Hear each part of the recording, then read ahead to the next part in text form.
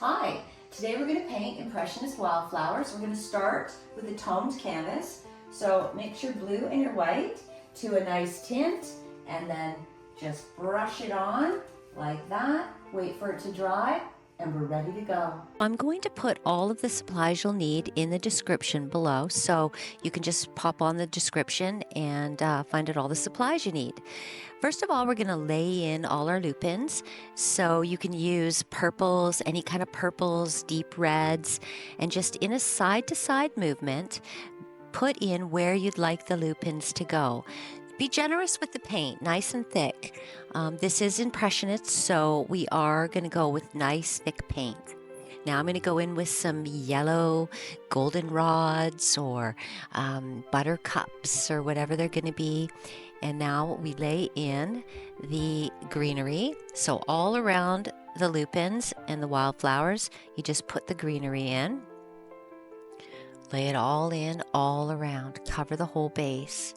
Now we're going to go in with a darker green and we're going to make little leaves and plants and bushes, ferns, longer stems. And we're going to go in a side-to-side movement with these. Just like that, side to side. Flick your fingers side to side. And just very gently, a nice light touch. Never too, you don't want to push the paint around too much. Just nice light, just so the paints hit each other and ignite. Now, if you get some of the color, the purple or the pink on your finger, don't worry too much about it. It's going to look really nice in the green. So here's the side-to-side movement I was talking about. Just take a point on your finger and go side to side. Just like little commas or quotation marks. There we go, side to side. All around, and just lay them all around.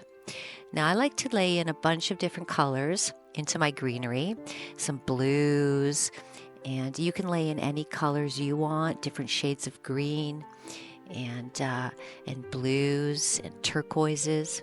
Now here in the yellow flower, or in all the flowers, we're going to make stems. So we're going to take a little green on our finger and we're going to put it up the middle.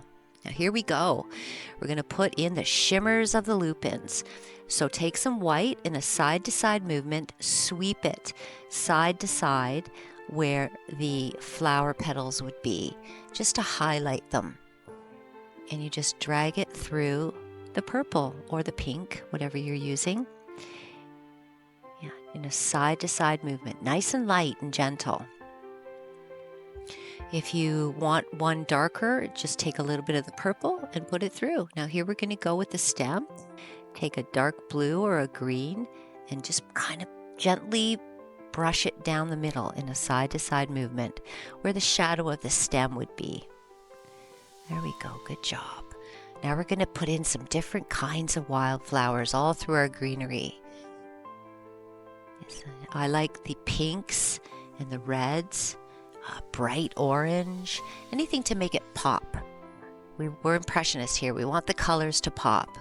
So just again, all of this mostly is a side-to-side movement. So you put a little dollop of paint on your finger and you just gently move in a side-to-side movement like petals. So you'd imagine that you're putting on petals. There we go. Now we're gonna put in our field. We're gonna bring our lighter color in, because the farther our field goes away, the lighter it's going to be. So we want the top of our field nice and wispy, nice and light.